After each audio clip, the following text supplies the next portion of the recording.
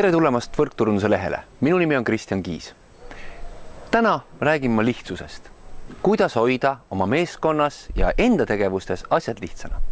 Kuulates paljusid tõsiselt edukaid inimesi võrkturundusmaailmas, siis kõigil on üks sõnum. Hoia oma asjad nii enda tegevuses kui meeskonna tegevuses lihtsana.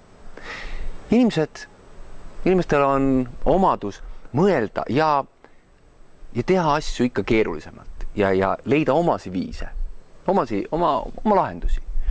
Kuid kui sa mõtled, mis on need 2-3 asja, mida sina julgustad oma meeskonnal tegemast igapäevaselt? Mis on need 2-3 asja, 2-3 lihtsat tegevust?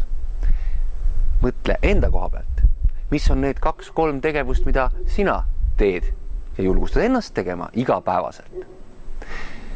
Õpi kõigepealt ise, mis on need 2-3 asja, õpeta teistele ja õpeta teisi õpetama teisi.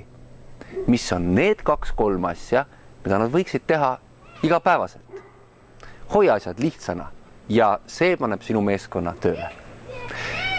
Mis on need asjad, mida sina teed ja mida sina soovitaksid teistel teha? Kommenteeri siia video alla ja anna sellest teada. Võib-olla pakud ka sina niimoodi teistele väärtust. Minu soov sulle on, et ka sina sooviksid saada professionaalseks võrkturundajaks, sest et meil on parem tulevik. Nüüd lähme ja räägime sellest tervele maailmale. Mina tänan.